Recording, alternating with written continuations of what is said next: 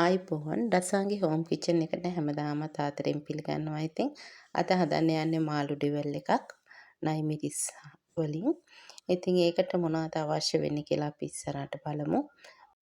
සෝදාගත්ත මාළු කෑලි කිහිපයක් ඕනේ මේ විදිහට. ඒකට කහ ගම්මිරිස්, එතකොට ලුණු, ඒ දේවල් මිරිස් කුඩු එකතු කරගෙන මේ විදිහට විනාඩි 10ක් වගේ තියලා තියෙනවා. ඊට පස්සේ සුදු ලුණු ඉඟුරුත් තියෙනවා නම් උකුල ගන්න. ගෙදර නැති නිසා මම ගත්තේ නැත්තේ. කරපිංචා රම්පේ, තක්කාලි, නයිමිරිස්, ලුණු ඒ ටික කපා ගන්න. මේ වගේ තාච්චියක් තියාගෙන මේ තාච්චියට තෙල් ටික මේ විදිහට එකතු කරගන්න. ඊට පස්සේ තෙල් ටික රත් වුණාට පස්සේ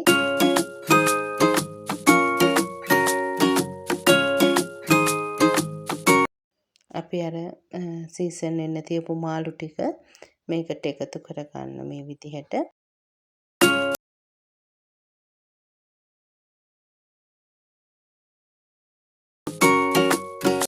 මදගින්න බැදෙන්න අරින්න.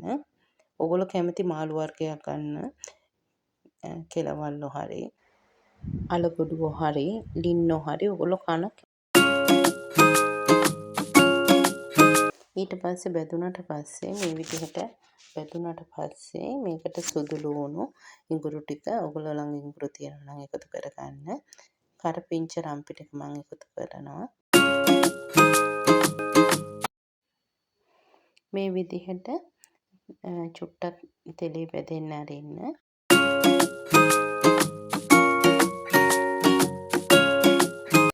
එරන් පාට වුණාට පස්සේ අපි තක්කාලි ටිකත් එකතු කරගන්න ඕනේ. ඊට පස්සේ බී ලුණු ටික මේ විදිහට රවුමට මම කපලා තියෙන්නේ. ඔයගොල්ලොත් මේ විදිහට කැමති නම් කපන්න.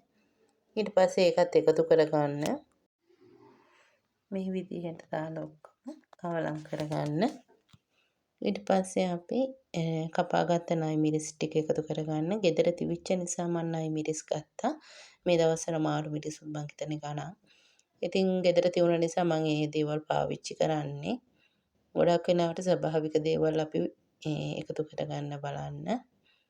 ගෙදරින් හදාගත්ත දේවල්. ඒවෙන් කෑම බීම හදනකොට තවත් රසවත්. අපි දැන් මේකට එකතු කරගන්නවා ලුණු තේ හැඳි භාගයක් වගේ මාළු වලට දාලා බැද්දේ. ලුණු වලට නිසා මම තේ හැඳි භාගයක් වගේ දාගත් රස අනුව.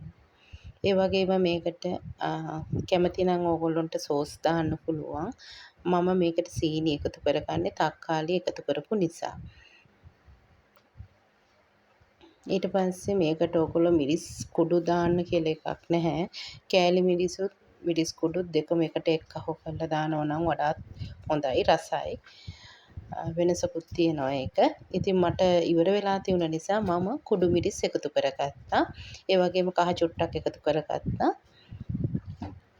ඔයගොල්ලන්ට කැමති නම් මේකට විනාගිරිත් එකතු කරගන්න පුළුවන්. තලාගත්ත ගම්මිරිස් ටිකක් දැම්මා මම.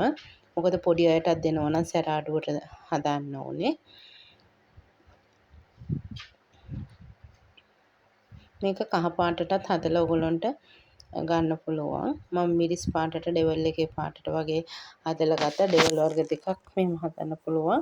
විනාගිරි දාලා කහ ටිකක් දාලා ගම්මිරිස් විතරක් දාලා මේකේ ඩෙවල් එක හදන්න පුළුවන්. ඉතින් බබාලට වගේ හදනවා නම් සැරට හදනවා නම් මේ විදියට කෑලි මිරිස් කුඩු මිරිස් එකතු කරගන්න. ඉතින් ඔයාලත් මේ විදියට හදලා බලන්න. හොඳද නරකද කියලා කමෙන්ට් කරන්න. ඒ වගේම ලයික් කරන්න. ඔයාලා යාළුවන්ටත් බලන්න ෂෙයා කරන්න. සුබ දවසක් ගිහින් එන්නම්. බොහොම ස්තුතියි.